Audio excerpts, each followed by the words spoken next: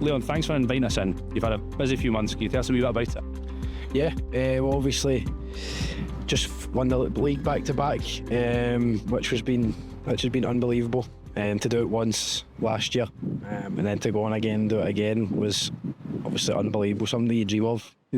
And obviously had the birth of my first child, my son, back in March. So yeah, it's been a big change going up to the Premiership, becoming a dad. It's been major life changing moments, stuff that I've always dreamed of as well. But it's been amazing, absolutely amazing. You know, obviously professionally and personally. I couldn't ask for two better things to happen. It's been a great start to 2025. Obviously get hit with some tough news that my son was profoundly deaf, which was again a massive life-changing moment for myself, my partner and my family and everybody involved. But we're taking it in our stride, and we're trying to battle it as hard as we can. And that was obviously a really special moment, as you mentioned, the birth of your first child. With that challenging news, how did you experience, what were your emotions during that point? How did you manage it?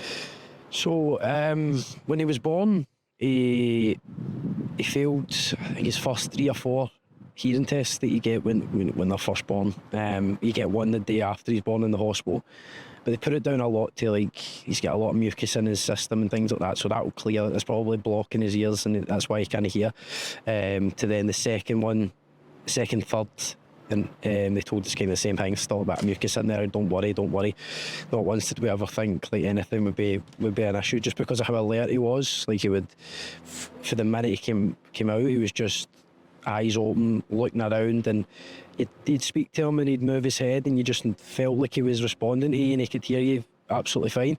After the fourth one, after the fourth failed hearing test, we get referred to audiology, which me and my partner went to the audiology appointment. It was quite a brutal experience, to be honest. It took maybe 2 hours, because the wee one has to be settled and sleeping for it to properly to work, because any outside noise and that can interfere with it. So we went to the audiology appointment, and then they obviously just kind of abruptly just said, we've got no response. They never used the word deaf, which I still don't know why they don't use that word.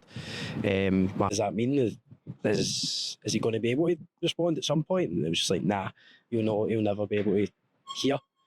So basically gave us a leaflet, and told us this is who you can contact, and basically showed us the door, which was hard to say. It's kind of as bad an experience I've ever had to go through.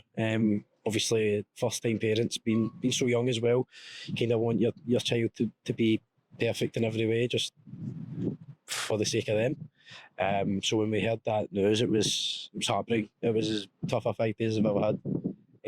Again, because it's just, I don't know many people, to be honest, that are deaf, especially at that age. So obviously when my partner found out that he couldn't hear her voice, had never heard his mum and dad's voice, and for the first 10 months of his life he won't be able to hear his mum and dad's voice, that was soul destroying for her and myself, and obviously the family members as well. I think it'd have been just not a lot of information about it at all out there.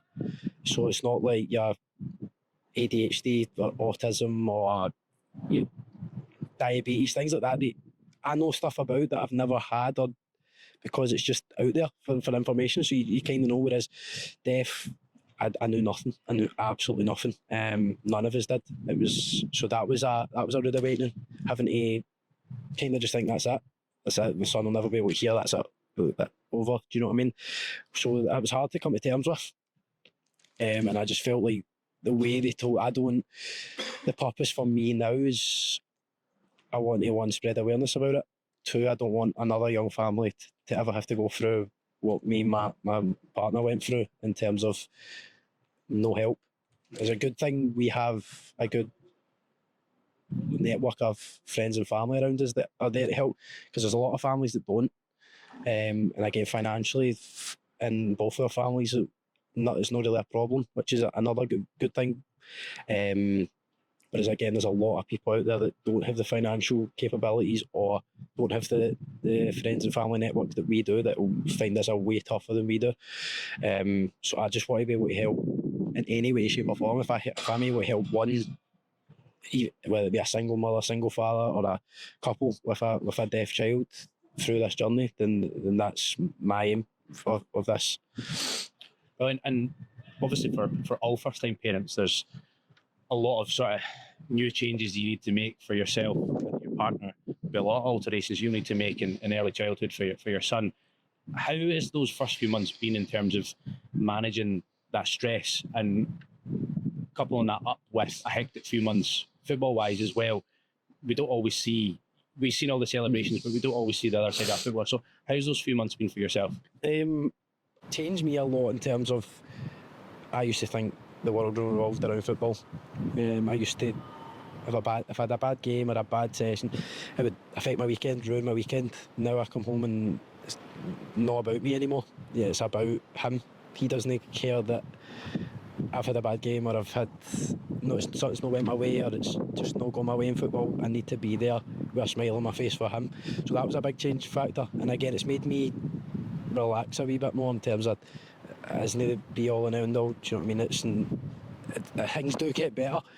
I think that's helped my girlfriend as well, because I used to come in and I wouldn't be the best of partners in terms of I'd just be down, not in the mood for anything, just didn't want to do anything after football with anything didn't go. Whereas opposite as well, if everything's going well, it's all amazing. But that really helped me. Like, I'm going home to my son who has never heard his mum and dad's voice, so if I have a bad game of football, it really does not matter. There's a lot worse things happening out there, so that's the biggest thing I've took for that, and it's life changing for me, and I love it now. Is there anyone that you've been able to tap into the club? Because as you said there, you no longer see yourself as just Leon McCann the footballer, it's Leon McCann the father, and it's obviously a brilliant thing having that, and it's such a massive change to your life. There's a number of new fathers or have older kids in the changing room. What have you been able to lean on them for? It's obviously so. As a group, obviously we've been together for a few seasons now. There wasn't a lot of players with kids. Scotty's got a couple, obviously Calvin as well, so I was able to, I travel in with Calvin, so I was able to talk to him and things like that he just says it's a constant worry having kids. Like, that's just that, and I said that, I've spoke to mum and dad and that as well. It's just, no matter how I'm 25, mum and dad still worry about me. Do you know what I mean? It's a constant thing. So now I've actually started about a trend, because now obviously Liam Henderson's after me, he's just had a kid. Brad Spencer's just announced he's having a kid as well, and there'll be a few more and thingy. So there's no a lot of fathers in the group, because we were such a young. I think the last year before Scotty and Nick, when the youngest player was like Derry, there wasn't a lot of older people, but for the boys like Scotty and things like that, and Calvin, we were able to have wee conversations about. And Hendo can get involved in that as well, and now just even daft things like changing their bum and things like that. Things have changed big time. Do you know what I mean? You still only have to worry about ourselves. Now we've got wee ones that we have to worry about.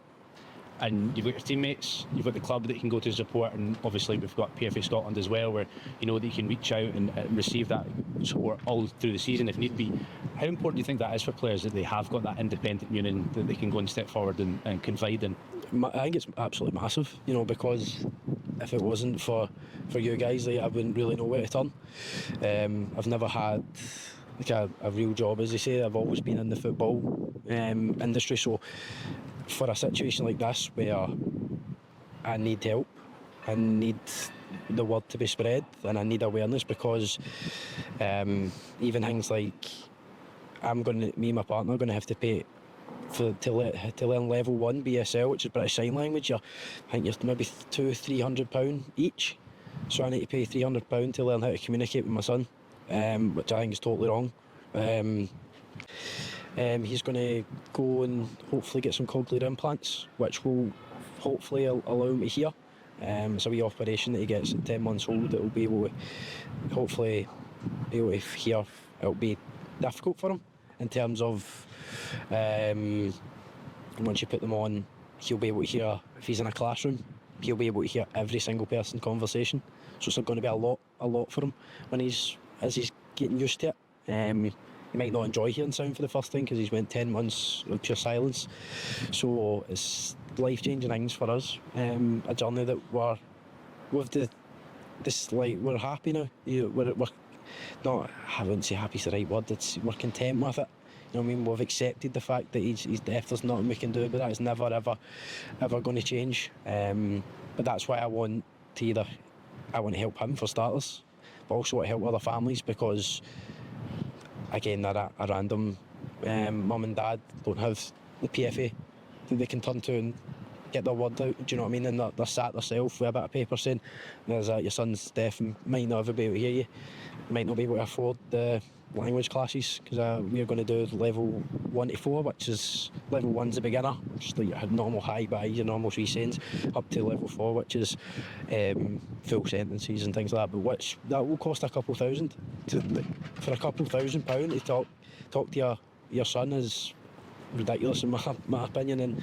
And like I say, it's a good thing that our families are so in it together, because they will all be the same. But I just feel once he starts going to nursery and school and having a life, it's not going to be much of a life if he can't communicate with anybody. So it's a major thing for us. And again, I just want to spread the word as much as possible that you aren't alone. I felt I was alone. My partner felt that we were alone, but we've decided we went to deaf hubs where you realise you're not alone, and there's hundreds of children with the same condition as my son, and that was massive for me, just to feel like part of something. You know what I mean? You're not in this journey by your own, and you get advice from people that have been there, done it. So I want folk to be able to come to me and be like, I've lived it, I've been through it, so I can offer the advice or where to turn, or for even any fans or players that have got this. I don't know. I might be the only one with a child with that. Maybe there's people that haven't came out yet, but it's just like there's so much. There's a community for the deaf people. Do you know what I mean? There's so much.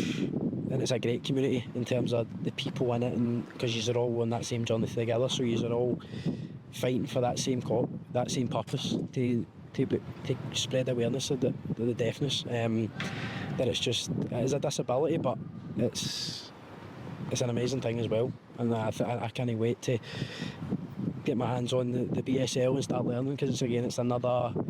In school they're learning French and Spanish and German. I just think, well, it would be a great language to learn in sign language, because there's a lot of older people as well, the older generation, folks, gran and grandas with the hearing aids and hearing loss and things like that. So yeah, my word would be that you're not alone, because I really did think I was, and it was scary. It was scary until obviously I emailed Diane and was able to ask for help, and that's the best thing as well, ask for help. So if it means messaging me or messaging anybody, ask for help, because help's going to get you through these tough times, because you can't navigate it on your own, especially without funding or without awareness. You'd be stuck.